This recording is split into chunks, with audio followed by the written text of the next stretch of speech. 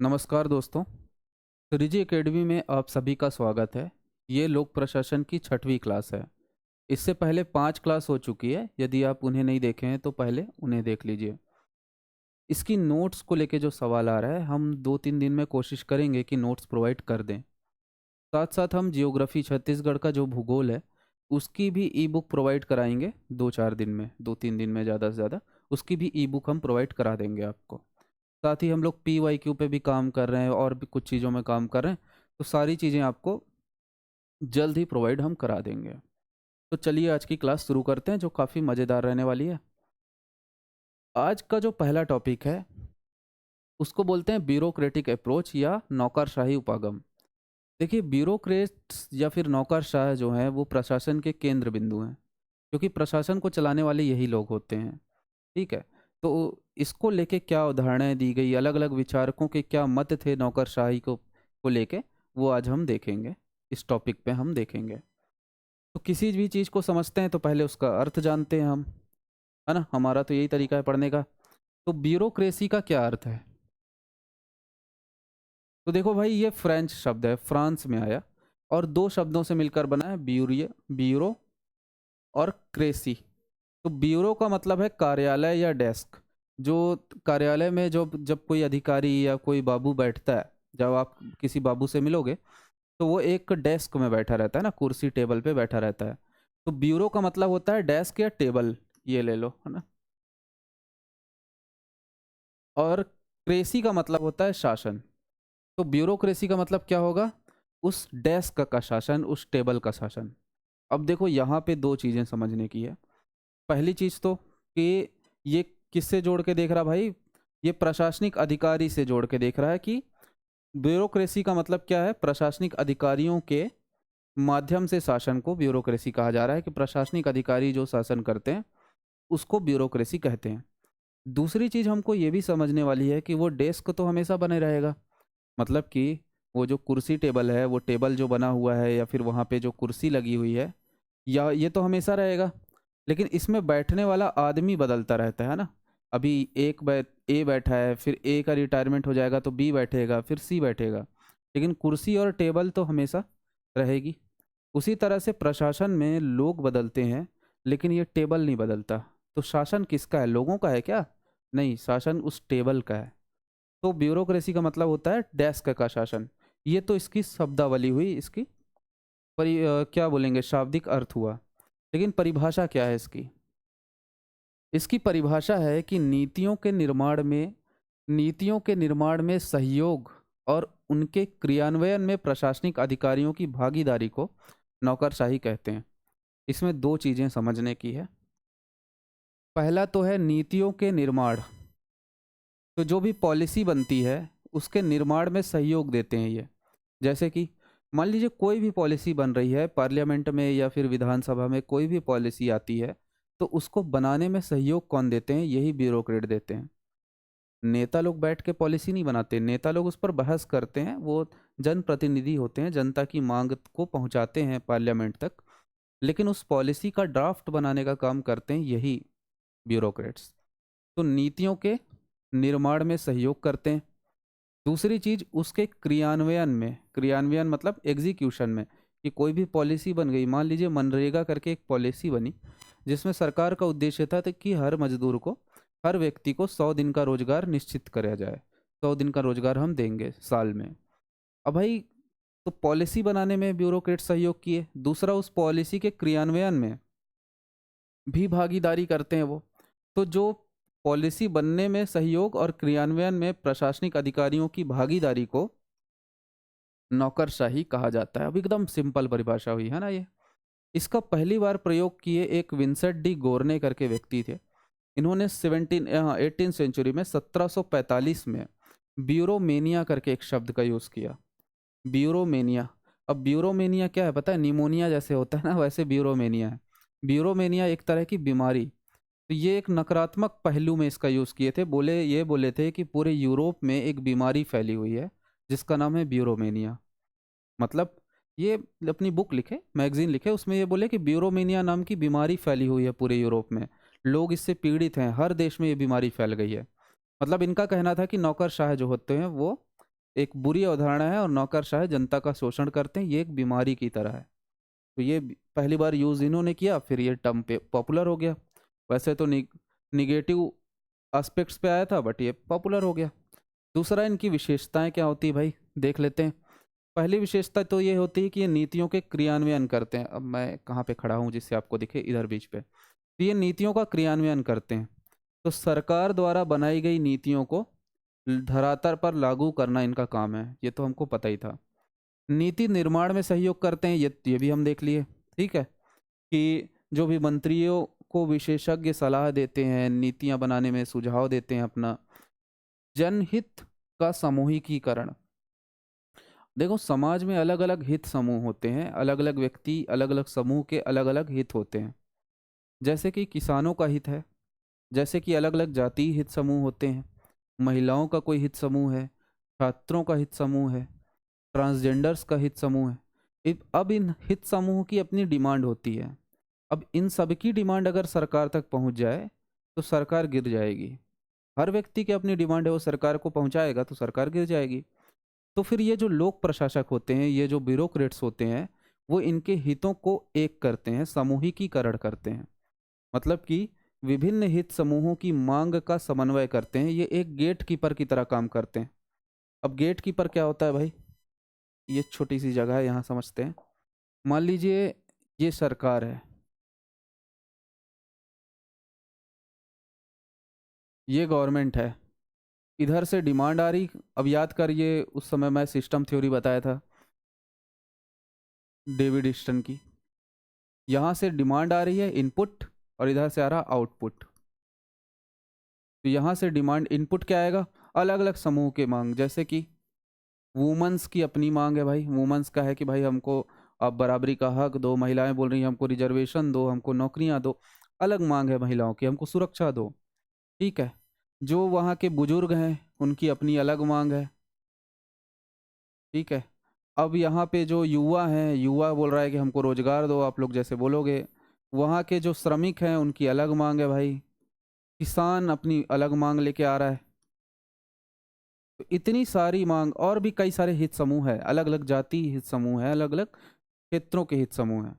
अब इतनी सारी डिमांड अगर सरकार में आ जाएगी, तो सरकार आउटपुट तो तुरंत सबके लिए नहीं कर सकती, सबके लिए काम नहीं कर सकती सरकार। तो सरकार ना गिर जाएगी। तो क्या होता है, इन सब की डिमांडों को सुनता है ब्यूरोक्रेट, इन सब की डिमांड्स को सुन के वो समूहीकरण करता है और बोलता है कि सबसे इम्पोर्टेंट मांग क्या है, कुछ सबसे महत्वपूर्ण मांग क्या है, और उसको सरकार तक पहुंचाने की कोशिश करता है, उस महत्वपूर्ण मांग को, जिससे सरकार पर बोझ कम होता है। तभी जनता को, जनता की भलाई के लिए वो काम भी करता है। तो ब्यूरोक्रेट का ये भी काम है। ठीक है। प्रशासनिक स्थिरता देता है। देखो, सरकारें आती हैं और जाती हैं, सरकारें बदलती रहती हैं, लेकिन उसके बावजूद देश बना रहता है। जैसे अटल जी बोले थे ना, कि सरकार आएंगी और जाएंगी लेकिन देश बना रहेगा। तो वो जो देश बना रहता है, उसको बनाए रखने में भूमिका निभाते हैं ये ब्यूरोक्रेट। और इसीलिए इनको आयरन फ्रेम बोलते हैं। ये लोहे के आयरन फ्रेम है एक। जब घर बनाते हैं हम, तो जो छड़ लगाते हैं ना, वो छड़ हैं ये। ठीक है। तो ये घर को मजबूती देते हैं, देश को मजबूती देते हैं। लेकिन इसको सोच लेकर विचारकों ने अपने क्या क्या दृष्टिकोण दिए, वो समझने का विषय है। एक बहुत बड़े विचारक हुए जिनका नाम है FM मार्क्स। ये कार्ल मार्क्स नहीं है ना। कार्ल मार्क्स भी अपने विचार दिए हैं ब्यूरोक्रेसी को लेकर, निगेटिव बात की है वो थोड़ी सी।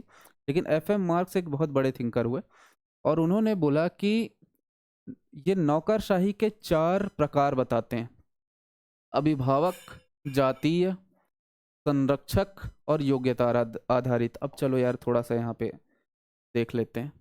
FM मार्क्स ना, थोड़ा सा मैं थोड़ा सा अपना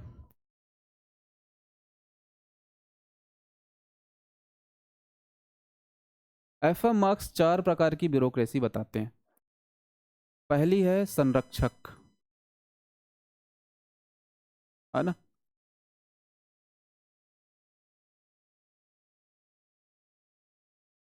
संरक्षक है,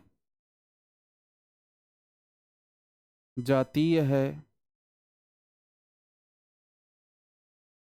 योग्यता आधारित है, और एक क्या बताए थे भाई,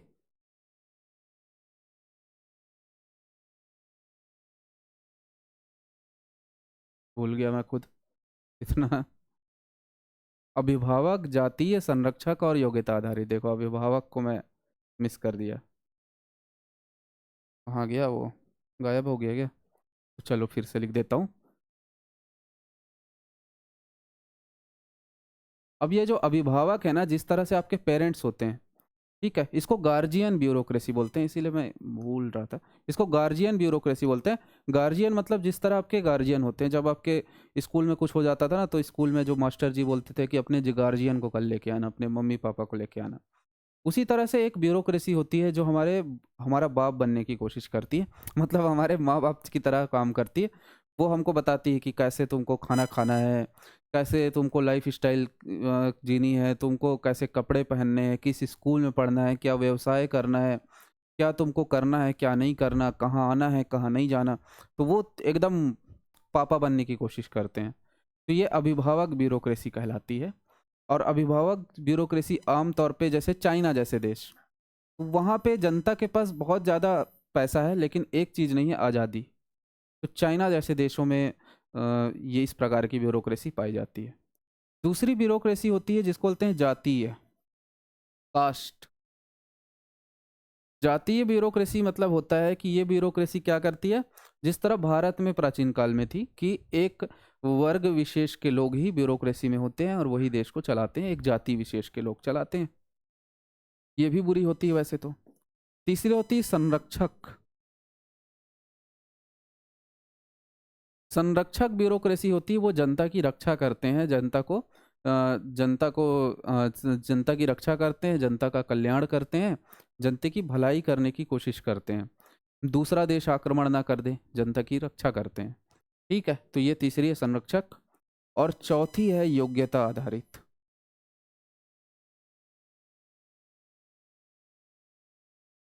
योग्यता आधारित इसको बोल ब्यूरोक्रेसी का मतलब है कि मेरिट बेस्ड,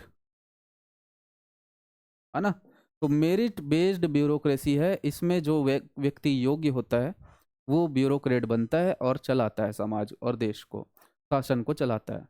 तो ये ब्यूरोक्रेसी अभी हमारे देश में पाई जाती है। आप लोग मेरिट बेस्ड ब्यूरोक्रेसी वाले हो, इसीलिए तो आप हमारी क्लास देख रहे हो।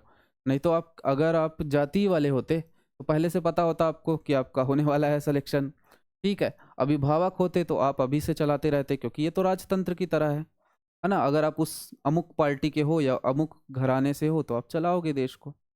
संरक्षक होते तो संरक्षक होते, लेकिन संरक्षक में आपकी ये तो है कि आप जनता का संरक्षण करना चाह रहे हो, जनता की भलाई आपके मन में है, लेकिन योग्यता आधारित नहीं है वो। उसमें कमी है ये कि योग्यता आधारित नहीं है, और जरूरी नहीं कि हर व्यक्ति जनता की भलाई करे। तो सबसे बेस्ट होती है योग्यता आधारित ब्यूरोक्रेसी। ऐसी बातें किए FM मार्क्स। तो अगले एक व्यक्ति हुए रॉबर्ट मिशेल। ये मिशेल जो है ना, मैं इन सब का अगर फोटो और डिटेल में लाता ना तो बहुत ज़्यादा बड़ी क्लास हो जाती, इसलिए मैं ना ऐसे बॉक्स बना के ले आया हूँ, और मैं सोचा कि मैं खुद बात कर लूँगा इसमें। ठीक है, तो रॉबर्ट मिशेल एक कॉन्सेप्ट देते हैं जिसको बोलते हैं आयरन लॉ ऑफ ओलिगार्की।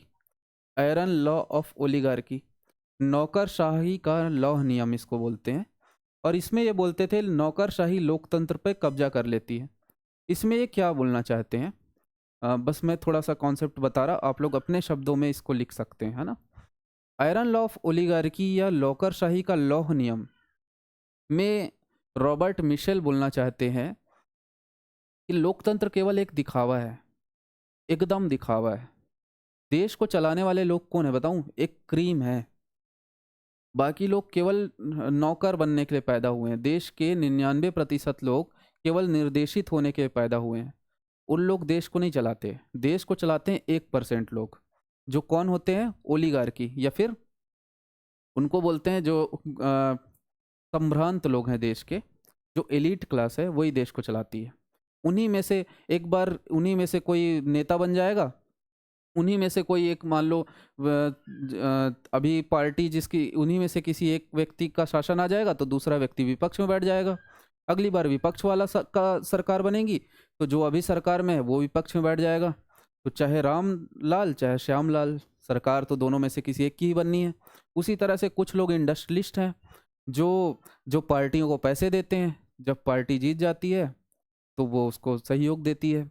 उसी में से कुछ लोग राजनेता बनते हैं, उसी में से कुछ लोग क्या बोलते हैं, इंडस्ट्रियलिस्ट बनते हैं, उसी में से कुछ लोग सिनेमा में जाते हैं, उसी में से कुछ लोग न्यूज़ रिपोर्टर बनते हैं, उसी में से कुछ लोग ब्यूरोक्रेसी में जाते हैं, उसी में से कुछ लोग जुडिशरी में जाते हैं। जुडिशरी में भी यही है कि जो जज है उसी का बेटा अगली बार जज बनेगा। तो सिस्टम इस तरह का है देश का कि लोकतंत्र केवल एक दिखावा है, नौकरशाही का लोकतंत्र पे कब्जा हो गया है, ये एलीट लोग ही देश को चलाते हैं। ऐसा निगेटिव मतलब ऐसी बातें करते थे रॉबर्ट मिशेल। और ये जर्मनी में हुए थे, जर्मन थे, और बाद में ये इटली गए तो इटालियन थे ये। तो इटली का जब ये इन्होंने अध्ययन किया तो इन्होंने ये सिद्धांत दिया। एक व्यक्ति हैं जेम्स बर्नहम। जेम्स बर्नहम का एक कॉन्सेप्ट है जिसको बोलते हैं managerial revolution. Managerial revolution managerial revolution में जेम्स बर्नहम बोलते हैं कि केवल देश को चलाते हैं यही ब्यूरोक्रेट। मैनेजर्स बदलते हैं, ब्यूरोक्रेट्स बदलते हैं, देश वैसे ही का वैसा रहता है। देश को कौन चलाते हैं? मैनेजर्स। पॉलिटिकल पार्टीज देश को नहीं चलाती, ये मैनेजर्स चलाते हैं। ठीक है, तो ये मैनेजेरियल रिवॉल्यूशन की बात जेम्स बर्नहम ने किया। टॉर्टस्की एक विचारक हुए, लियोन टॉर्टस्की, और ये उस समय हुए 1917 के आसपास जब लेनिन और स्टालिन का शासन था यूएसएसआर में। उस समय ये भी यूएसएसआर में थे, और यूएसएसआर में जिस तरह से क्रांति हुई और ऐसा माना जा रहा था कि क्रांति होगी उसके बाद मजदूरों का शासन आएगा, उसके खिलाफ बोले टाटस्की। और टाटस्की बोले कि यूएसएसआर में क्रांति में धोखा हुआ है लोगों के साथ, क्रांति में धोखा हुआ है, केवल सरकार बदली है, नौकरशाही नया रूप लेके, तानाशाही का रूप लेके सामने आ गई है। पहले जार का शासन था, वहाँ राजतंत्र था, जार को आप मारे और वहाँ पे क्या बना लिया आप? साम्यवादी देश बना लिए यूएसएसआर को। लेकिन साम्यवादी देश बनाने से यूएसएसआर में व्यवस्था नहीं बदली। व्यवस्था को चलाने वाले तो लोग अभी भी वही ब्यूरोक्रेट थे जो जार के टाइम काम कर रहे थे, उन्हीं के बेटे अब बन गए थे ब्यूरोक्रेट। तो व्यवस्था नहीं बदलती, उन्हीं राजा जमींदारों के बेटे अब बन गए हैं कलेक्टर, उन्हीं के मतलब ऐसे उन्हीं लोग अभी जज बन के बैठे हुए हैं। तो व्यवस्था नहीं बदली है, क्रांति के साथ धोखा हुआ है। लियोन टाटस्की ये बात बोलते हैं। कार्ल मार्क्स, अब ये तो भाई अब इनको तो क्या ही सब जानते ही हैं। कार्ल मार्क्स भी ऐसी बातें बोलते थे कि नौकरशाही पूंजीवादी व्यवस्था का शोषणकारी औजार है। मतलब नौकरशाही से जो पूंजीवाद है वो जनता का शोषण करता है। ग्राम्स्की, अच्छा ये ग्राम्स्की नहीं है, एंथोनी डाउन्स हैं। तो एंथोनी डाउन्स भी बोलते थे कि नौकरशाही 5 प्रकार की होती है भाई। अब इसको इधर बता देता हूँ, एंथोनी डाउन्स को थोड़ा सा इधर लिख के बता देता हूँ। एंथोनी डाउन्स बोलते थे कि 5 प्रकार की ब्यूरोक्रेसी होती है। पहली होती है क्लिम्बर। अब ये आप लोग इंग्लिश में ही याद कीजिए, इसको आप हिंदी में क्लिम्बर करके ऐसे लिख दीजिएगा तो ठीक है, और याद करना है तो ऐसे हो जाएगा, बाकी इसको मतलब मैं अच्छे से बताता हूँ। कंजर्वर,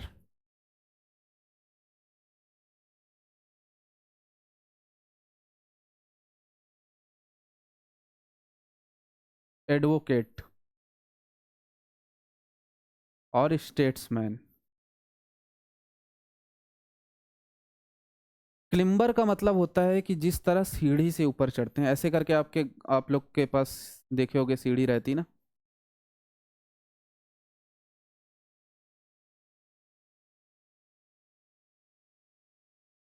अब ये सीढ़ी है मान लीजिए, अब इस सीढ़ी से ऊपर चढ़ना है। तो ऐसे ब्यूरोक्रेट जो लगातार अपनी सीढ़ी को ऊपर चढ़ना चाहते हैं, मतलब जो ज़्यादा से ज़्यादा पैसा कलेक्ट करना चाहते हैं, ज़्यादा से ज़्यादा अमीर बनना चाहते हैं, वो चाहते हैं कि मेरे पास ज़्यादा से ज़्यादा ज़मीन हो, मेरे पास बहुत सारा पैसा हो। और ऐसे ब्यूरोक्रेट्स को बोलते हैं क्लिम्बर। मतलब वो सीढ़ी में लगातार ऊपर चढ़ना चाहते हैं और अमीर होना चाहते हैं। ठीक है, इनको लता भी बोलते हैं। लता जैसे आप लोग कोई भी अभी खीरा हीरा लगाओगे तो खीरा की जो लता चढ़ जाती है ना ऊपर, तो ये लता प्रकार की ब्यूरोक्रेसी है जो ज़्यादा से ज़्यादा क्या चाहती? पैसा। अगले हैं कंजर्वर। अब कंजर्वर क्या है ना, इनके पास पर्याप्त पैसा है। कंजर्व मतलब कंजर्व करके रखना चाहते हैं, जो है उसको बनाए रखना चाहते हैं लोग। इनके पास रगड़ के पैसा है, पर्याप्त पैसा है। अब ये क्या चाहते हैं कि उस पैसे को, और पैसा नहीं कमाना चाहते लोग, लेकिन जो पैसा है उसको स्टेबल रखना चाहते हैं, उसको बनाए रखना चाहते हैं, अपनी लाइफ स्टाइल को बनाए रखना चाहते हैं। तो ये तो कमाना चाह रहा है, ये कमाना तो नहीं, लेकिन जब तक कमा डाला है, क्योंकि ये पहले बहुत क्लिम्बर वाला काम कर चुका होगा, तो अब ये बनाए रखना चाहता है। जियोलॉट्स जो है ये क्या है, सरकार की संकीर्ण नीति।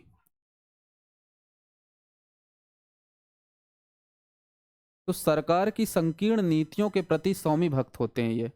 सरकार की संकीर्ण नीति, सरकार जो भी बोले, मान लो हिटलर बोला कि 70 लाख यहूदियों को गैस चैम्बर में मार दो, तो जियोलॉट्स जो होंगे वो बोलेंगे वाह वाह वाह, बहुत अच्छी बात की है, हम तो बिल्कुल मारेंगे। और इन लोग मतलब सरकार की जो भी नीति रहेगी उसके प्रति इन लोग स्वामी भक्त होते हैं, जियोलॉट्स। एडवोकेट क्या होते हैं भाई, इन लोग भी इसी प्रकार के होते हैं थोड़ा सा, कि ये जनता की मतलब कि ये किसके प्रति, देश के प्रति, थोड़ा सा देश की भलाई चाहते हैं, थोड़ा सा डेवलपमेंट चाहते हैं लोग, लेकिन सरकार के पक्ष में होते हैं, सरकार की बातों को मानते हैं, ऐसे टाइप के होते हैं, थोड़े अच्छे होते हैं ये। स्टेट्समैन, स्टेट्समैन जो है ना वो सबसे बेस्ट प्रकार की ब्यूरोक्रेसी है। ये प्लेटो का आदर्श दार्शनिक राजा की तरह होता है। प्लेटो का दार्शनिक राजा, आप जब प्लेटो को पढ़ोगे तो प्लेटो बोलता है कि दार्शनिक राजा के पास विवेक होता है, और उस विवेक से शासन करता है। वो समाज की भलाई के लिए शासन करता है, देश की भलाई के लिए शासन करता है। तो ये जोलॉट्स जो है ना, सॉरी स्टेटमैन जो है, वो राज्य की भलाई के लिए काम करता है, लोगों की भलाई के लिए काम करता है। तो ये 5 प्रकार की ब्यूरोक्रेसी के बारे में कौन बताएं भाई, आप लोग को अच्छे से समझ आ गया होगा। हमारे कहाँ गए, एंथनी डाउन्स बताएं है ना, रॉबर्ट के मल्टन, ये ट्रेंड इनकैपेसिटी बताएं। ये बोले कि ये ना ट्रेंड इनकैपेसिटी मतलब प्रशिक्षण के चलते नई परिस्थितियों में असमर्थ होते हैं। मतलब ये ना ट्रेंड होते हैं ब्यूरोक्रेट्स, बहुत ज़्यादा इसको सिंपल वे में समझें तो ट्रेंड होते हैं, इनको बहुत ज़्यादा ट्रेनिंग मिलती है, लेकिन उसके बाद भी ये इनकैपिसेंट होते हैं, काम धंधा नहीं करते अच्छे से। तो देखो मैं जो इन लोग के बारे में बताया, इन लोग मैक्सिमम लोग ब्यूरोक्रेसी को एक बुरी तरह से देख रहा है ना, एक निगेटिव वे में देख रहा है ना। बर्टर्ड रसेल भी बोल रहे हैं कि निषेधात्मक मनोविज्ञान कि सत्ता अधिकारों को दबाने की मानसिकता पैदा करती है। निषेधात्मक मनोविज्ञान का क्या मतलब है पता है, कि पारा, एक हमारे एक एक थिंकर को मैं पढ़ा था, आ, उनका वो बोलते थे कि power corrupts, absolute power corrupts absolutely. शक्ति भ्रष्ट करती है और परम शक्ति परम भ्रष्ट करती है। इसका मतलब यह है कि जब आपके पास शक्ति आ जाती है ना, तो आप दूसरों को दबाने की कोशिश करते हो। तो निषेधात्मक मनोविज्ञान का मतलब यही है कि आपके पास जब सत्ता आ जाती है, ब्यूरोक्रेट्स के पास जब सत्ता आ जाती है, तो वो दूसरों के अधिकारों को दबाने की कोशिश करते हैं। ठीक है, वो अपनी बड़ी बड़ी कार गाड़ियों में घूमेंगे, और रास्ते में कोई दिख जाएगा तो उसका व्लॉग बनाने लगेंगे और उसको चमकाएंगे कि कैसे घूम रहे हो यहाँ पे, हेलमेट क्यों नहीं लगाया, अरे भाई चालान काटो उसका, आप हेलमेट लगाए नहीं हो तो करके उससे कंझट कर रहे हो जबरन का, वीडियो बनवा रहे हो 8 लोगों को रख के वहाँ पे, क्या ज़रूरत है उसकी। लेकिन ये है कि वो उसकी, और उसकी कोई प्राइवेसी नहीं है क्या, एक हेलमेट के चलते आप उसको 2 थप्पड़ मार दिए और वीडियो बना लिए, और सोचो उसकी कितनी बेइज्जती होगी। उस व्यक्ति का भी गरिमा है, उसका भी जीवन है। लेकिन इन लोग ऐसा कुछ नहीं सोचते, ये निषेधात्मक मनोविज्ञान के शिकार होते हैं, ऐसा बर्टेड रसेल बोलते थे। तो ठीक है, ये सब अलग अलग विचारकों के विचार हैं, इसको आप हल्का सा कोट कर दीजिएगा। सबसे इम्पोर्टेंट अब देखते हैं, सबसे इम्पोर्टेंट विचार किसका है, इन भाई साहब का, मैक्स वेबर। एक सेकंड।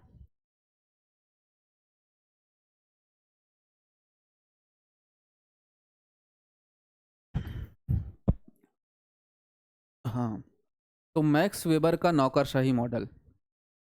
मैक्स वेबर नौकरशाही को लेके जो विचार दिए अपने, उसने एक नए प्रकार का, एक नौकरशाही को लेके देखने का नजरिया बदल दिए। ये वैधानिक तार्किक प्रकार को कई नौकरशाही की बात की है। ये बोले कि देखो भाई देश में, ये भी बोले 3 प्रकार की नौकरशाही होती है, अगर यहाँ पे मैं कहीं लिखा हूँ, हाँ है। तो ये बोले कि 3 प्रकार की सत्ता होती है, 3 प्रकार की अथॉरिटी होती है, नौकरशाही होती है। पहली सत्ता होती है पारंपरिक सत्ता। पारंपरिक सत्ता का मतलब क्या है, राजतंत्र, वंशानुगत शासन, मतलब एक ही परिवार के लोग हमेशा राजा बन रहे हैं, एक ही परिवार के लोग हमेशा प्रशासक बन रहे हैं। तो ये ना पारंपरिक सत्ता होती है। ठीक है। दूसरी होती करिश्माई सत्ता। करिश्माई सत्ता जैसे गांधी में थी, हिटलर जैसे नेताओं में थी, नेहरू में थी। इन लोगों के पास ना एक करिज्मेटिक पर्सनालिटी होती है, और इस करिज्मेटिक पर्सनालिटी के कारण लोग इनके दीवाने हो जाते हैं, इनको बहुत प्यार करने लगते हैं। ये जो बोलेंगे लोग मानने लगते हैं, और ऐसे लोगों को लोग अपने आप अपना अपना लीडर मान लेते हैं। तो ये जो सत्ता है इसको बोलते हैं करिश्माई सत्ता। तीसरी प्रकार की सत्ता होती है वैधानिक तार्किक सत्ता। वैधानिक तार्किक सत्ता नौकरशाही में होती है, ब्यूरोक्रेट्स में होती है, और ये कानूनों और नियमों पर आधारित होती है। अब इसका मतलब क्या है? वैधानिक और तार्किक, legal rational authority. Legal rational का मतलब कि ये कानून पर आधारित होती है और ये तर्क पर आधारित होती है। और इस ये कौन सी अथॉरिटी है, किसके पास है ये अथॉरिटी? नौकरशाहों के पास। तो भाई देखो, पारंपरिक सत्ता ठीक ठाक है, कई बार अच्छे राजा भी हो जाते हैं, जैसे समुद्रगुप्त हो गए या चंद्रगुप्त द्वितीय हो गए, या फिर अलग अलग कुछ अच्छे राजा हो जाते हैं इतिहास में। लेकिन जरूरी नहीं कि उनका बेटा भी अच्छा होगा या उनके बाद आने वाले शासक भी अच्छे होंगे, और इसी कारण राजतंत्र फेल हो जाता है। करिश्माई सत्ता भी इसी तरह से है कि जब तक करिज्मेटिक लीडर जिंदा है तब तक तो उसकी सत्ता चलेगी, है ना।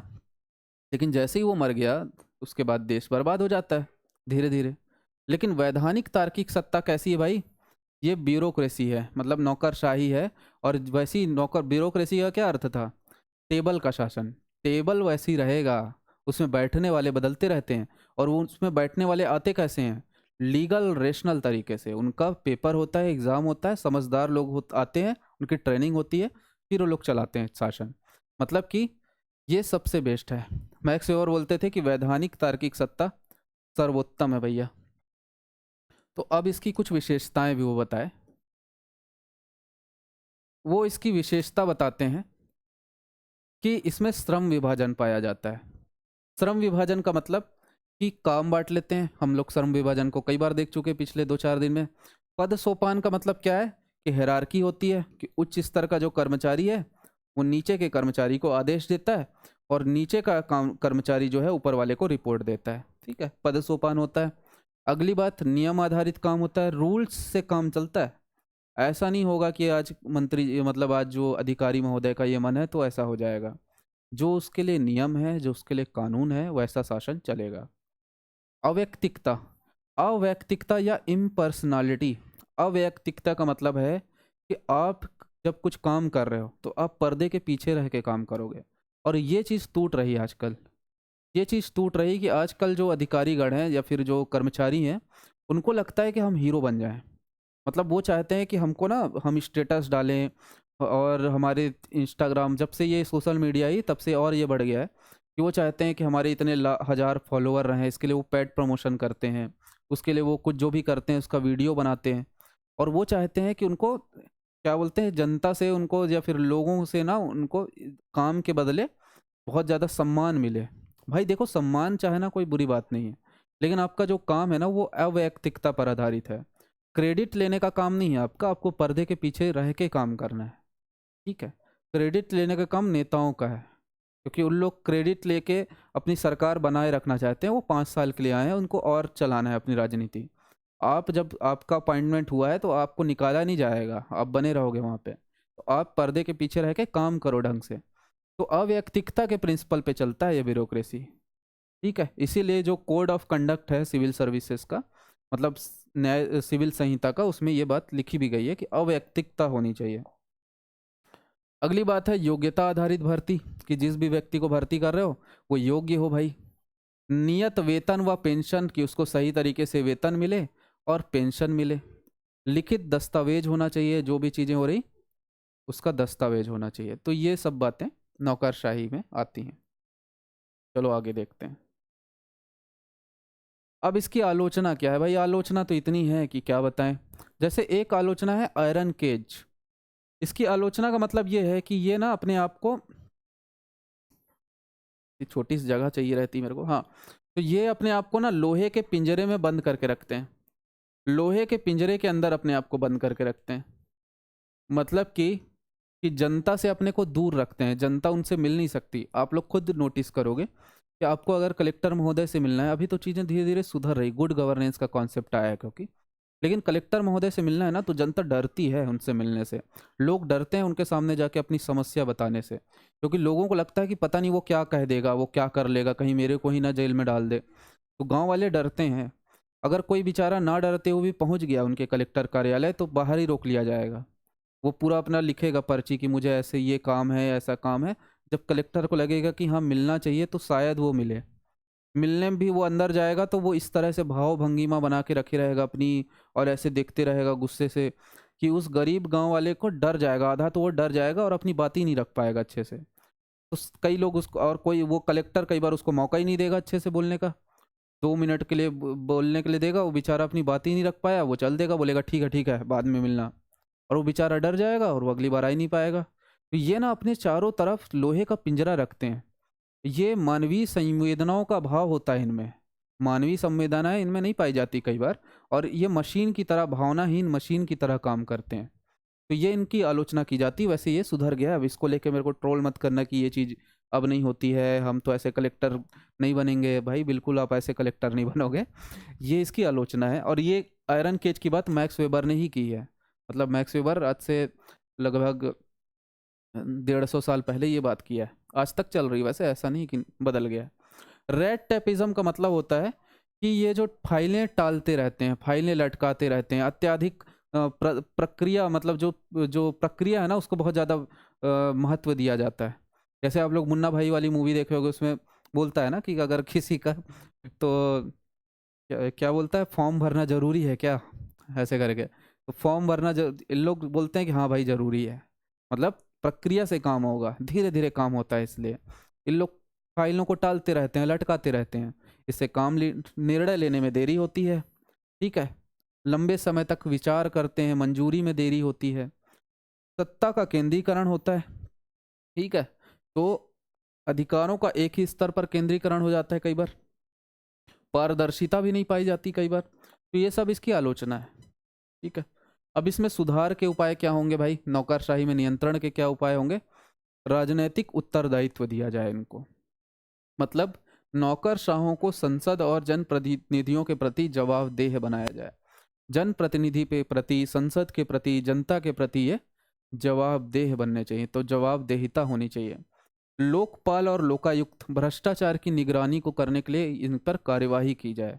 लोकपाल और लोकायुक्त के बारे में हम अभी पढ़ेंगे। सिटीजन चार्टर और आरटीआई जैसी चीज़ें हों, इसके बारे में भी अभी हम पढ़ेंगे, जस्ट इसके बाद पढ़ेंगे। अब भाई नौकरशाह को निजीकरण कर दो, पीपीपी मॉडल के आधारित, पब्लिक प्राइवेट पार्टनरशिप के आधारित कर दो। निजी क्षेत्र को महत्व दो। ई गवर्नेंस को महत्व दो, कल हम लोग देखे ई गवर्नेंस के बारे में। तो ये सब इसकी कुछ सुझाव हैं। अभी कुछ किया गया है क्या समकालीन समय में, तो किया गया है बिल्कुल। आप लोग लिखेंगे, जैसा पहला है न्यू पब्लिक मैनेजमेंट। अब ये हमारे सिलेबस में नहीं था तो हम पढ़े नहीं, नहीं तो ये एक कॉन्सेप्ट है जिसमें सरकारी सेवाओं में निजी क्षेत्र की दक्षता और ग्राहक केंद्रितता लाना है। तो निजी क्षेत्र को भी सरकारी क्षेत्र में लाना है और ग्राहक को केंद्र में रखना है, जनता को केंद्र में रखना है। ऐसी अवधारणा को न्यू पब्लिक मैनेजमेंट कहते हैं। गुड गवर्नेंस, गुड गवर्नेंस कल हम देखे ही हैं। पारदर्शिता, जवाबदेहिता, भागीदारी, कंसेंसस ओरिएंटेड, ये सब चीज़ें, ट्रांसपेरेंसी, सब लाना है। ई गवर्नेंस की आईसीटी तकनीकों का उपयोग करना है।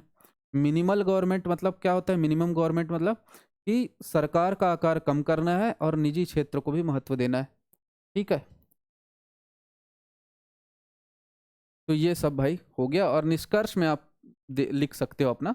ये तो वैसे निष्कर्ष लिखने का आपको मौका नहीं मिलेगा आंसर में, लेकिन हाँ अगर हम देखें तो नौकरशाही उपक्रम लोक प्रशासन का एक महत्वपूर्ण स्तंभ है जो शासन की निरंतरता, नीतियों के क्रियान्वयन और संस्थागत स्थायित्व सुनिश्चित करता है। परंतु इसकी जड़ता, अनावश्यक प्रक्रियाओं और मानवीय पक्ष की उपेक्षा इसे समय समय पर आलोचनाओं का पात्र भी बना देती है। और समकालीन सुधार जैसे e governance, new public management इसे अधिक उत्तरदायी और प्रभावी बनाने के प्रयास हैं। तो ऐसा कुछ आप कंक्लूजन लिख सकते हो। तो ये सबसे बड़ा टॉपिक आज का जो था। हम लोग हमेशा पहले पहले क्या है, पहले हम लोग क्या उसको बोलते हैं, मेढक खाते हैं, उसके बाद केक खाते हैं। तो मुश्किल मुश्किल नहीं था, लेकिन थोड़ा बड़ा था ना। अभी लोग छोटे छोटे हैं। जैसे हम आरटीआई एक्ट देख लेते हैं। अब भाई आरटीआई एक्ट क्या है, 2005 में आया, आपको पता ही है। तो सूचना का अधिकार नागरिकों को सरकारी निर्णयों, कार्यप्रणाली और दस्तावेजों तक पहुंच का कानूनी अधिकार प्रदान करता है। तो पहुंच का, सरकार की कार्यप्रणाली, दस्तावेजों तक पहुंच का कानूनी अधिकार प्रदान कौन करता है? सूचना का अधिकार। इससे क्या होगा? तो जो सरकारी अधिकारी और सरकार है वो अकाउंटेबल बनेंगे, मतलब क्या बोलते हैं उसको, जवाबदेह बनेंगे, और पारदर्शिता आएगी। तो उद्देश्य तो यही सब होगा, देख लेते हैं लेकिन थोड़ा सा डिटेल में। उद्देश्य क्या क्या है भाई इसका? पहला उद्देश्य इसका है लोकतंत्र को मजबूत करना। अरे यार कहाँ कहाँ, तो लोकतंत्र को मजबूत करना, देखो जानकारी पाने का अधिकार जो है ना, वो अनुच्छेद 21 के तहत हमारा मौलिक अधिकार है कि हमको राइट टू इंफॉर्मेशन हमारा मौलिक अधिकार है। तो मौलिक अधिकार है, और ये मौलिक अधिकार लोकतंत्र को मजबूत करता है, क्योंकि जो प्रशासक हैं या फिर जो सरकार है उसको हम ही तो चुन के भेजे हैं। तो वो जो काम कर रहे हैं उसकी जानकारी प्राप्त करने का अधिकार भी होना चाहिए हमारे पास। पारदर्शिता व उत्तरदायित्व, तो सरकारी कार्यप्रणाली में स्पष्टता लाना कि सरकार जो काम कर रही है वो पारदर्शी हो, ठीक है, और उत्तरदायी हो। भ्रष्टाचार पर नियंत्रण, तो सूचना से जवाबदेही तय होगी और भ्रष्टाचार क्या होगा? नियंत्रित होगा। नागरिक सशक्तिकरण, तो सरकार और प्रशासन पे जनता का जब निगरानी होगी तो नागरिक भी सशक्त होंगे। अब ये तो इसकी क्या हो गई भाई? उद्देश्य हो गए। देखो सबसे पहले भारत में नहीं आया था ये, सबसे पहले आया ये स्वीडन में, और आरटीआई हो गया, लोकपाल हो गया, लोकायुक्त हो गया, ये सब स्कैंडिनेवियन कंट्रीज में आए। तो पहला देश जहाँ सूचना का अधिकार कानून बना वो है स्वीडन। उसके बाद अमेरिका, उसके बाद भारत में तो ये 2005 में आया। तो अमेरिका में कब आया भाई? 1966 में, फ्रीडम ऑफ इंफॉर्मेशन एक्ट। आपको याद किसको रखना है? स्वीडन को रखना है कि स्वीडन में सबसे पहले आया है ना। अंतर्राष्ट्रीय समर्थन क्या है? संयुक्त राष्ट्र सूचना की स्वतंत्रता को मौलिक मानवाधिकार मानता है, ठीक है। तो ये सब बातें आपको ध्यान में रखना है। भारत में कैसे आया ये देखते हैं अभी। 2005 में लागू हुआ, इससे पहले सर्वोच्च न्यायालय ने कई फैसले में सूचना के अधिकार को मौलिक अधिकार माना था। तो सर्वोच्च न्यायालय समय समय पे अपने फैसले जो दी उसमें सूचना के अधिकार को मौलिक अधिकार उसने माना था। लेकिन भारत में सबसे पहले कब आया? 2005 में भारत में कानून बना। मुख्य विशेषता इस कानून की क्या है कि कोई भी नागरिक सरकारी विभाग से सूचना मांग सकता है। अब नागरिक मानेगा सूचना, देखो भाई, अब विदेशी कोई आदमी आया अमेरिका से और वो बोलेगा कि मेरे को सूचना चाहिए कि ये जो बिलासपुर का जो सीएमडी कॉलेज है वहाँ पे कितने प्रोफेसर काम करते हैं और उनकी सैलरी कितनी है, और ऐसा वैसा सब जानना चाहता है वो, और वो आदमी है पाकिस्तान का या अमेरिका का। क्या उसको आरटीआई के तहत सूचना मिलेगी क्या? बिल्कुल नहीं मिलेगी, है ना। उसको भगा दिया जाएगा वो। तो नागरिक सर मांग सकते हैं सूचना, पहली बात। सरकारी विभाग से सूचना मांग सकते हैं कोई भी नागरिक भारत का। 30 दिन के भीतर जवाब देना होगा भाई, 30 दिन के भीतर जवाब देना अनिवार्य होगा। और क्या आप कुछ भी सूचना मांग सकते हो क्या? जैसे अभी ये सूचना मांग लिया कोई कि अभी जो हमारे पाकिस्तान के साथ झड़प हुई उसमें कोई सूचना मांग लिया कि भारत के किस किस भारत को क्या क्या घाटा हुआ है, कहाँ कहाँ पे हम लोग न्यूक्लियर अपनी मिसाइल रखे हुए हैं, हमको सब जानना है, हमको हमको बहुत चिंता होती है देश की सुरक्षा की। तो क्या सरकार सूचना देगी? सरकार बोलेगी निकल, पहली फुर्सत में नहीं देंगे ये सूचना, क्योंकि तुमको न्यूक्लियर मिसाइल कहाँ रखे बता देंगे, पाकिस्तान वहीं बम फोड़ देगा। तो भाई गोपनीयता और राष्ट्रीय सुरक्षा से जुड़ी जानकारी को छोड़कर, गोपनीयता और राष्ट्रीय सुरक्षा इसकी जानकारी नहीं दे सकते आपको, बाकी सभी सूचनाएं आपसे साझा की जा सकती है। तो ये तो इस एक्ट के बारे में है, बेसिक, है ना। और इसको थोड़ा डिटेल में और देखेंगे, लेकिन ये बेसिक है कि ये है। महत्व क्या है इसका? नागरिक के अधिकारों की रक्षा होती है, लोकतंत्र में भागीदारी आती है, ऐसी ऐसी बातें आपको करना है। नीतियों की निगरानी और मूल्यांकन होता है, जो भी नीतियां सरकार बना रही है। मान लीजिए गांव में कोई पुलिया बनी, तो अब आप आरटीआई लगा के ये पूछ सकते हो कि उस पुलिया में कितना पैसा खर्चा हुआ, ठीक है। तो अब आपको पता चला कि इस पुलिया में 50 लाख खर्चा हुआ है, और आप गए और पुलिया में ना जोर से एक लात मारे, तो वो पुलिया पुलिया का ना उसमें दरार पड़ गई। तो फिर आप बोलोगे कि यार 50 लाख में आप एक ठो पुलिया बनाया है और उसमें एक लात मारने में दरार पड़ रही, तो निगरानी, तो आप फिर उस पर सवाल उठा सकते हो, कोर्ट जा सकते हो। तो नीतियों की निगरानी और मूल्यांकन करने में भी मदद मिलती है इससे। भ्रष्टाचार के विरुद्ध यह औजार है, भ्रष्टाचार नहीं कर पाएगा कोई अधिकारी अगर आप सही से इसका यूज करोगे तो। नागरिकों और प्रशासनिक संवाद का पुल है, तो ये सब इसकी महत्व है। अब प्रक्रिया क्या है भाई अपील करने की? तो अपील करने की प्रक्रिया है कि सूचना के लिए पहले आपको आवेदन करना होगा, ठीक है। उसके बाद 30 दिन के भीतर आपको उत्तर मिलेगा। अगर उत्तर ना मिले या फिर उत्तर उत्तर मिला भी तो संतोषजनक नहीं है, तो आप ना अब प्रथम अपील कर सकते हो। प्रथम अपील में भी उत्तर ना मिले तो द्वितीय अपील कर सकते हो। द्वितीय अपील कहाँ होगी भाई? स्टेट इंफॉर्मेशन कमीशन या सेंट्रल इंफॉर्मेशन कमीशन में द्वितीय अपील कर सकते हो। तो प्रथम अपील कहाँ होगी? संबंधित विभाग के वरिष्ठ अधिकारियों के पास करोगे। द्वितीय अपील कहाँ होगी? राज्य एवं केंद्रीय सूचना आयोग को करोगे। तो ये सिंपल सी प्रक्रिया है, ये आमतौर पे पूछी नहीं जाती है, लेकिन ध्यान में रखना है। क्या क्या संस्थागत इंस्टीट्यूशनल फ्रेमवर्क क्या है? तो हमारे देश में एक सेंट्रल इंफॉर्मेशन कमीशन है, केंद्रीय सूचना आयोग है, ठीक है। तो ये इसका गठन किस धारा के अंतर्गत हुआ? इसका गठन हुआ धारा 12 के अंतर्गत। इसके एक अध्यक्ष होते हैं और अधिकतम 10 सूचना आयुक्त होते हैं। इनकी नियुक्ति करते हैं कौन? राष्ट्रपति। ये इंपॉर्टेंट है, नियुक्ति कौन करता है? नियुक्ति इनकी राष्ट्रपति करते हैं। इसी तरह से राज्य सूचना आयोग जो है वो धारा 15 के अंतर्गत बना है। तो ये धारा 12 और ये धारा 15। इनकी नियुक्ति कौन करता है भाई? तो क्योंकि ये राज्य सूचना आयोग है इसलिए इसकी नियुक्ति कौन करेगा? राज्यपाल करेगा, ठीक है। तो ये हो गए राज्य सूचना आयोग। चुनौतियां क्या है अब ये जानना जरूरी है। चुनौती ये है कि सूचना अधिकारियों की कमी है, तो सूचना लटकी रहती है कई बार। सूचना आयोग में लंबित मामले बहुत ज़्यादा हैं, तो ये तो है ही है कि सूचना अधिकारी ही कम है तो लंबित मामले भी बहुत होंगे। धमकियां मिलती हैं, मान लो आप आरटीआई लगाए तो आपको धमकी मिलनी शुरू हो जाएंगी। तो कार्यकर्ताओं की कई बार हत्या हो जाती है, आरटीआई कार्यकर्ताओं की, है ना। तो इस वजह से लोग अपने जान के डर से भी ये सूचना मांगने से डरते हैं। सूचना देने में विलम्ब होता है, टालम टोल होता है। आरटीआई संशोधन अधिनियम 2019 के बाद स्वतंत्रता पे प्रश्न चिन्ह लग गया। अब ये लग रहा है कि 2019 में गवर्नमेंट इस पे संशोधन की और इसलिए इसकी ना स्वतंत्रता पे प्रश्न चिन्ह लगने लगा है। तो ये सब आप कुछ कुछ बता सकते हो। सुधार क्या हो सकता है भाई? कि संख्या बढ़ा दो, कि इससे क्या होगा भाई? सूचना आवेदन के निष्पादन में तेजी हो जाएगी। आरटीआई कार्यकर्ताओं की रक्षा हेतु कानून बनाओ।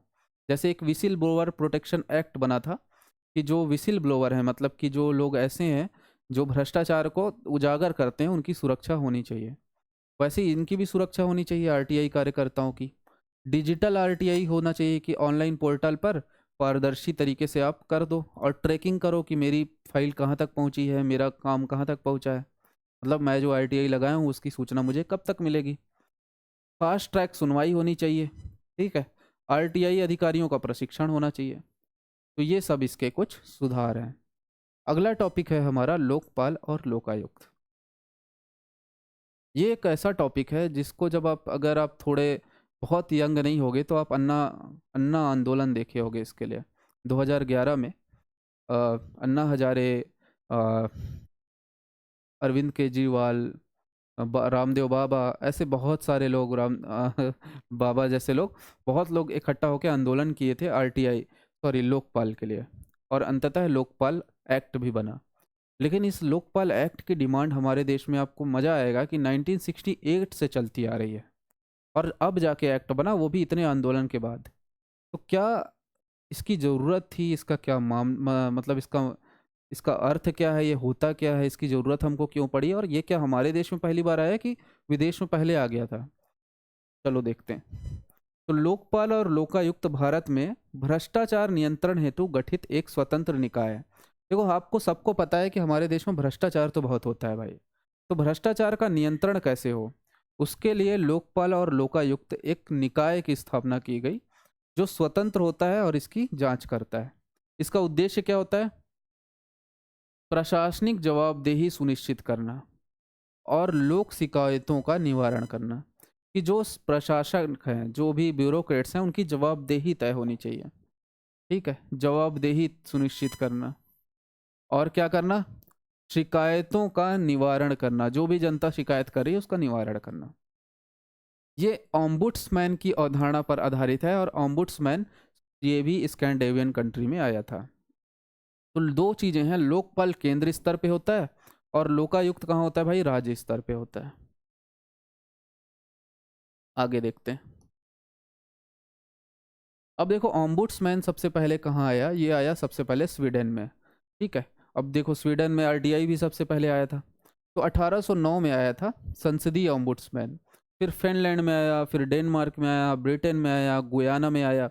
गुयाना इसलिए इम्पोर्टेंट है, इसको थोड़ा सा ध्यान रखिएगा, बाकी ध्यान तो उतना ज़रूरत नहीं है। गुयाना इसलिए इम्पोर्टेंट हो जाता है क्योंकि ये पहला विकासशील देश है जहाँ ओम्बुड्समैन आया था, मतलब कि लोकपाल आया था। इसको ओम्बुड्समैन ही बोलते थे, लोकपाल बाद में इसको एआरएम सिंघवी करके एक हुए हमारे, उन्होंने लोकपाल शब्द दिया, इसको ओम्बुड्समैन ही बोलते थे। ठीक है, तो भारत में कैसे आया? भारत में 1960 में के एम मुंशी ने मुद्दा उठाया पार्लियामेंट में कि लोकपाल जैसी कुछ चीज़ आनी चाहिए, पहली बात। 1963 में हरिश्चंद्र माथुर समिति बनाई गई। तो इसको माथुर समिति ध्यान में रखिएगा कि 63 में लोकपाल के लिए एक माथुर समिति बनी। ठीक है, इसके बाद 1966 में लोकपाल और लोकायुक्त बनना चाहिए, ऐसी सिफारिश की गई। ये कोई इंपॉर्टेंट नहीं है, ये 66 को तो हटा दो, इसको उतना इंपॉर्टेंट नहीं। ये 68 इंपॉर्टेंट है। 68 में प्रथम लोकपाल विधेयक लोकसभा में पारित हुआ, लेकिन राज्यसभा में पारित नहीं हो पाया। इसी की बात कर रहा था मैं कि लोकसभा में पारित भी हो गया, लेकिन भाई राज्यसभा में नहीं हो पाया पारित, और लोकपाल की स्थापना हमारे देश में नहीं हो पाई। अगर सोचो राज्यसभा में भी पारित हो गया होता तो 1968 में ही लोकपाल बन जाता। और इसके बाद लगातार लगभग 8 बार, जैसे कि 1971 हो गया, 1977, 85, 89, ठीक है, 96, 98, 2001, 2000, ऐसे कई 2001, इस कई बार लोकपाल के लिए आया, लेकिन असफल हुआ। मतलब कि कई बार पार्लियामेंट में ये बिल आया, लेकिन एक्ट नहीं बन पाया। अब आगे आते हैं। 2002 में आपको पता होगा कि 2001 में एक वेंकट चलैया आयोग बनता है, संविधान समीक्षा आयोग, और इस आयोग ने भी कहा कि लोकपाल बनना चाहिए। 2005 में सेकेंड एआरसी जो बनती है, द्वितीय प्रशासनिक आयोग, इसने भी लोकपाल की मांग की। ठीक है, 2011 में अन्ना हजारे के आंदोलन की बात हम पहले कर लिए। 2013 में लोकपाल और लोकायुक्त अधिनियम बना, और 2014 में अधिनियम लागू हो गया 16 जनवरी के दिन। तो ये तो हो गया इसका अभी तक का पूरा इतिहास, एक बार में हम ले आए हैं आपके लिए। विशेषताएं क्या होती है भाई, इसका एक अध्यक्ष होते हैं और अधिकतम 8 सदस्य होते हैं। 50% सदस्य इसके न्यायिक होते हैं, मतलब जुडिशरी से संबंधित होते हैं, रिटायर्ड जज हो गए बाकी लोग। ठीक है, 50% न्यायिक होते हैं, 50% जो लोग होते हैं बाकी के SC ST OBC महिला अल्पसंख्यक समुदाय से होते हैं। ठीक है, कार्यकाल इनका 5 वर्ष या 70 वर्ष होता है। अब इसको याद करने के लिए समझ लो, क्योंकि 50% न्यायिक सदस्य होते हैं। तो देखो न्यायपालिका में 62 है हाई कोर्ट में रिटायरमेंट की एज, और 65 है सुप्रीम कोर्ट में। तो भाई 65 में अगर कोई आदमी रिटायर हुआ है और उसके बाद वो काम करने कहाँ जाएगा, उसके बाद वो काम करने जाएगा लोकपाल का, लोकपाल बनेगा मान लो वो। और लोकपाल का टाइम कितना है, कार्यकाल 5 वर्ष। तो बेचारा 65 में रिटायर हुआ है, तो कम से कम 5 साल काम करेगा, 70 साल तक करेगा ना।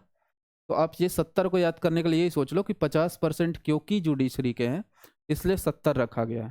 क्योंकि जुडिशरी के उतने लोग नहीं होते तो इसको 60 भी रख सकते थे, 62 भी रख सकते थे, कोई दिक्कत नहीं थी। दायरा में कौन आता है, प्रधानमंत्री भी आता है कार्यकाल के बाद। ठीक है, मंत्री, संसद, group B A B C D के अधिकारी सारे इसके दायरे पे आते हैं। ठीक है, अब इसके क्या है भाई कि लोकपाल अधिनियम की विशेषता क्या है, ये एक वैधानिक निकाय है। देखो दो प्रकार के निकाय होते हैं, एक तो होता है कॉन्स्टिट्यूशनल बॉडी, ठीक है, जो कि ये नहीं है, संवैधानिक नहीं है ये। ठीक है, लेकिन क्या है, लीगल बॉडी है, वैधानिक निकाय है। अगली बात, 16 जनवरी 2014 को ये लागू हुआ। प्रधानमंत्री, मंत्री, संसद, केंद्र सरकार के अधिकारी सारे इसके दायरे में आते हैं। चयन समिति द्वारा इसकी नियुक्ति होती है। चयन समिति में कौन होता है भाई? प्रधानमंत्री होता है, लोकसभा का अध्यक्ष होता है और विपक्ष का नेता होता है। ठीक है, और एक आध जन और होते हैं। कौन होते हैं? एक आध चीफ जस्टिस ऑफ इंडिया होते हैं और एक प्रसिद्ध न्यायिक न्यायविद होते हैं। तो ये 5 लोग होते हैं। अब थोड़ा सा इसको देखो, ये लोग तो कई सारी समिति में है। ठीक है, जैसे कि प्रधानमंत्री, लोकसभा का अध्यक्ष और विपक्ष का नेता, ये 3 हुए। Chief justice of India extra और प्रसिद्ध न्यायविद, ये हो गए। अब लोकपाल और लोकायुक्त में अंतर क्या है? तो लोकपाल होता है केंद्र में, पहले ही हम देख लिए हैं। लोकायुक्त होता है राज्य में। लोकपाल की स्थापना 2013 में हो गई और लोकायुक्त की स्थापना अलग अलग राज्य अपने अपने राज्य में किए। इसकी स्थापना हो रही है।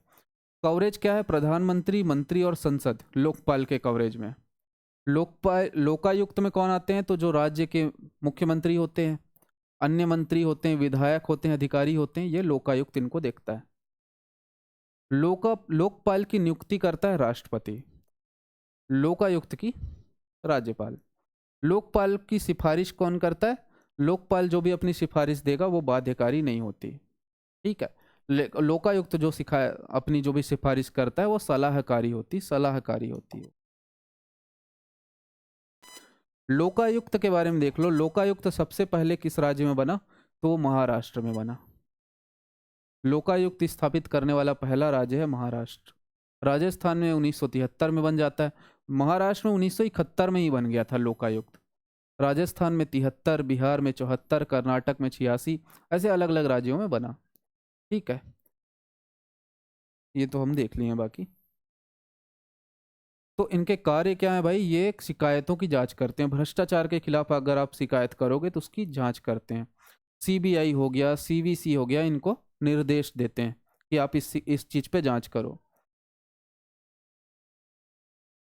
ये अनुशंसाएं भी करते हैं, अनुशासनात्मक कार्यवाही भी करते हैं, पारदर्शिता सुनिश्चित करते हैं। ये सब इनका काम है। इनकी सीमा ये है कि सिफारिशें इनकी बाध्यकारी नहीं होती। इनकी सिफारिश जो है ना वो बाध्यकारी नहीं होती बल्कि सलाहकारी होती है। अब भाई देखो, सलाह को मानना ना मानना सरकार के ऊपर है। तो बाध्यकारी इनकी होती नहीं है शिकायत, मतलब सिफारिश। राज्यों में असमान संरचना है, अलग अलग राज्यों में इसकी अलग अलग संरचना है, तो दिक्कत होती है। केंद्र व राज्य में समन्वय की कमी है, संसाधनों की कमी है, ये सब इसकी कमी है। सुधार क्या होना चाहिए? तो सीबीआई को पूर्ण स्वतंत्रता दे दो। ये सब सुधार हैं कुछ कुछ। राज्यों में प्रभावी लोकायुक्त गठन करो, डिजिटल शिकायत पोर्टल बनाओ, ट्रैकिंग सिस्टम बनाओ, नागरिक जागरूकता व भ्रष्टाचार विरोधी शिक्षा दो। तो ये सब कुछ हो सकता है। इसको यहीं तक रखते हैं आज, क्योंकि एक क्लास और कर लेंगे इसके बाद हम। तो आज की क्लास में इतना ही। एक क्लास और लगेगी पबेट को ख़त्म करने में। एक क्लास लगभग और लगेगी, तो 7 क्लास लगेगी। हम 6 से 7 क्लास बोले थे, आज 6वीं क्लास है। एक क्लास और होगी और पबेट ख़त्म हो जाएगा। तो अगर आपको हमारी क्लास पसंद आ रही है, और एक बात और कि मैं इसकी प्लेलिस्ट बना दिया हूँ, तो आप वहाँ जाके इसको देख सकते हैं। अगर आपको क्लास पसंद आ रही तो आप बिल्कुल लाइक कीजिएगा और अपने दोस्तों तक भी पहुँचाइए, और कमेंट भी कीजिएगा आपको क्या और जानना है, कौन सा सब्जेक्ट इसके बाद पढ़ना है। आप अपने कमेंट द्वारा हमें बताइएगा, हम कोशिश करेंगे कि उस सब्जेक्ट को हम शुरू करें। आप हमारी क्लास देख रहे हैं, आप हमको प्यार कर रहे हैं, उसके लिए आपका हार्दिक धन्यवाद। Thank you.